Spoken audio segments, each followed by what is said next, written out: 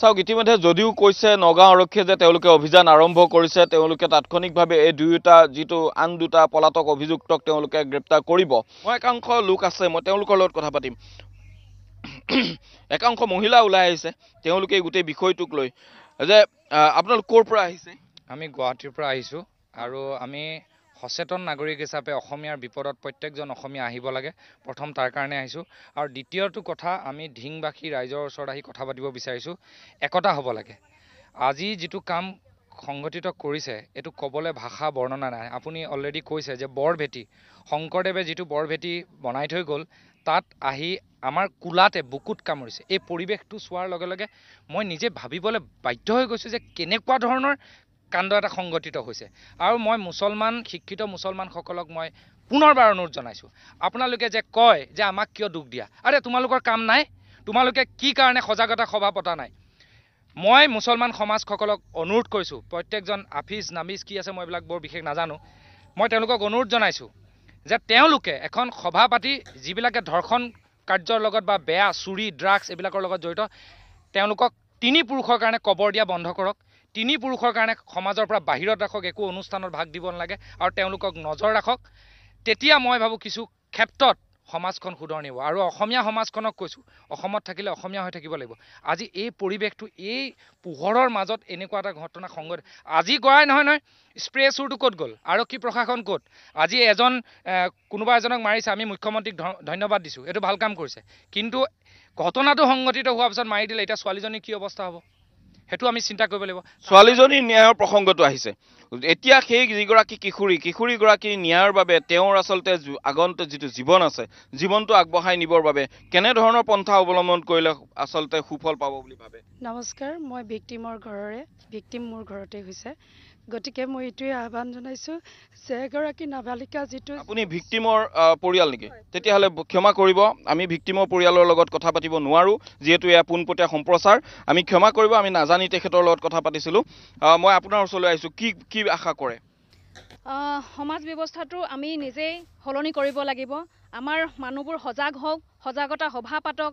আৰু লগতে এটাই অনুৰোধ জনাইছোঁ, প্ৰত্যেকগৰাকী নাবালিকা এই ধৰ্ষণকাৰীবিলাক গৈ পেলাই এটা সময়ত ন্যায়ালয়ত গৈ পইচাৰ সুৰুঙাৰে ওলাই গুচি আহে, আইনৰ সুৰুঙাৰে ওলাই গুচি আহে। গতিকে অনুৰোধ জনাইছোঁ এটাই, ন্যায় পাব বুলি সেইদিনাখনহে আমি অনুভৱ কৰিম, যদিহে প্ৰকৃত আজি যিটো ঘটনা ঘটিছে এনেকুৱা ধৰণে যাতে একিউজে পানিছমেণ্ট পায়। আৰু লগতে এই ন্যায়ালয়ত গৈ পেলাই যোনটো এটা লুকা-ভাকু ছিষ্টেম হয় ধৰ্ষণকাৰীৰ বিৰুদ্ধে, এইখিনি ছিষ্টেম বন্ধ হ'ব লাগে। ইয়াৰ বাবে চাওক, ইয়াৰ বাবে এটা কথা আছে যে এই যিটো তথ্য প্ৰমাণ সহ দিব লাগিব, আৰক্ষীয়ে তথ্য প্ৰমাণ সহ যদি দাখিল কৰিব নোৱাৰে তেতিয়াহ'লে লুকা-ভাকু আৰম্ভ হ'বই। গতিকে আপোনালোকে এই সম্পৰ্কত আপোনালোকৰ মহিলাৰ তৰফৰ পৰা আৰক্ষীক কিবা বিষয় অৱগত কৰিছে নেকি? নিশ্চয়, আমি এটাই অনুৰোধ কৰিম যে আৰক্ষী কোনোপধ্যেই পিছ হুহুকি আহিব নালাগে।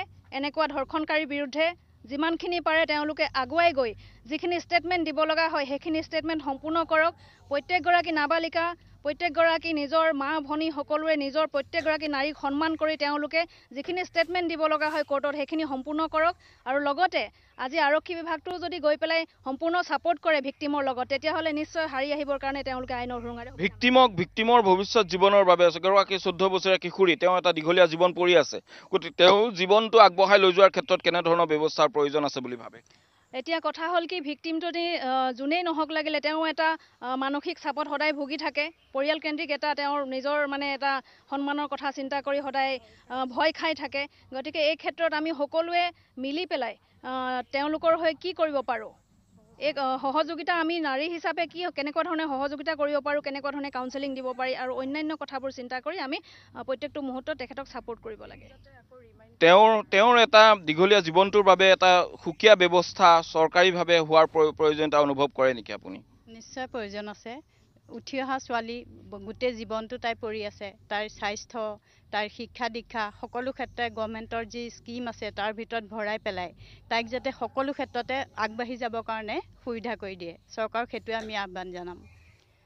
আৰু পুলিচৰ যিটো কেছ ডায়েৰীটো ষ্ট্ৰং নহ'লে আচলতে কেছটো ষ্ট্ৰং নহয়। গতিকে পুলিচে যাতে সেইখিনি ক্ষেত্ৰত সহায় কৰে, কেছ ডায়েৰীটো যাতে পূৰা ভালকৈ বনায়, মানে যিটো কেছ ডায়েৰীৰ সুৰুঙাৰে যাতে আইনৰ পৰা তাইক মানে ন্যায় দিয়াত যাতে প্ৰব্লেম নহয়। ধন্যবাদ। আৰু পাপৰি, ইয়াৰ লগতে আৰু কেইবাটাও প্ৰসংগ আছে। এইসকল লোক আৰু আমি তেওঁলোকৰ লগত কথা পাতিলোঁ, কিন্তু এটা কথা পাপৰি লগতে ক'ব লাগিব, যিটো আজি পুৱাৰ ভাগত যিটো পুৱতি নিশা যিটো ঘটনা সংঘটিত হ'ল পাপৰি, মোৰ পিছফালে থকা পুখুৰীটোত পৰি ইতিমধ্যে মূল অভিযুক্ত একোজন যিজন গ্ৰেপ্তাৰ হৈছিল তেওঁৰ মৃত্যু ঘটিল। ইয়াৰ লগত পাপৰি কেইবাটাও প্ৰসংগ আহি পৰিব। প্ৰথম কথাটো হ'ল যে কোনোবাই এই বিষয়টোক এক্সট্ৰা জুডিচিয়েল কিলিং বুলি বা ইতিমধ্যে অৱগত কৰিব পাৰে। এক্সট্ৰা জুডিচিয়েল যদি কিলিং হয়, যদি বা সেই বিষয়টো যে গোটেই আচলতে যুৱকজনৰ মৃত্যুৰ বিষয়টো যদি এক্সট্ৰা জুডিচিয়েল কিলিং নহয়, সেই কথাটো আদালতত আৰক্ষীয়ে প্ৰমাণ কৰিব লাগিব। আদালতত আৰক্ষীয়ে প্ৰমাণ কৰিবৰ কাৰণে আৰক্ষীয়ে কি ব্যৱস্থা গ্ৰহণ কৰিব, আৰু তাৰ সমান্তৰালকৈ যদিহে এক্সট্ৰা জুডিচিয়েল কিলিং হৈছে সেয়া আমি কেতিয়াও তাৰ লগত মানি নলওঁ, আৰু তাৰ লগত আমি কেতিয়াও এই ব্যৱস্থাটোৰ লগত বা এক্সট্ৰা জুডিচিয়েল কিলিঙৰ লগত আমি ND24 কেতিয়াও নাই, পূৰ্বতেও নাই, আজিও নাই, এইটো কথা স্পষ্ট। কিন্তু কথাটো যদি এক্সট্ৰা জুডিচিয়েল কিলিং নহয়, আকস্মিকভাৱে যুৱকজনৰ মৃত্যু হৈছে, তেতিয়াহ'লে এই ব্যৱস্থাটোৰ প্ৰতি আৰক্ষীয়ে কেনেদৰে কোৰ্টত উপস্থাপন কৰিব তাৰ ওপৰত বিষয়টো গুৰুত্বপূৰ্ণ বিবেচিত হ'ব। 2 নম্বৰ কথাটো হ'ল যে এক্সট্ৰা জুডিচিয়েল কিলিঙৰ এই গোটেই বিষয়টো সোমাই পৰাৰ লগতে আৰক্ষীয়ে যুৱকজনৰ মৃত্যু সন্দৰ্ভত আৰু এটা গোচৰ ৰুজু কৰিব লাগিব। যুৱকজন যে আহি মৃত্যুমুখত পৰিলে তাৰ কাৰণে এটা অতিৰিক্ত গোচৰ ৰুজু কৰিব লাগে, আৰু সেইটো আৰক্ষীয়ে নিজাববীয়াকৈ ৰুজু কৰিব লাগে। আৰু সেই ৰুজু কৰাৰ লগতে আৰক্ষীয়ে এই বিষয়টোত যিজন কনিষ্টবলক ইতিমধ্যে তেওঁ হাতৰ পৰা যুৱকজন গৈ পানীত পৰিল, তেওঁৰ বিৰুদ্ধে আৰক্ষীয়ে ব্যৱস্থা গ্ৰহণ কৰিব লাগে। তেওঁৰ কৰ্তব্যত গাফিলতিৰ অভিযোগ, এইটো কৰ্তব্যৰ গাফিলতিৰ অভিযোগক তেওঁ ৰিজাৰ্ভ ক্ল'জ হওক বা তেওঁক যিকোনো ধৰণৰ তেওঁৰ বিৰুদ্ধে এটা শাস্তিমূলক ব্যৱস্থা হ'ব লাগে।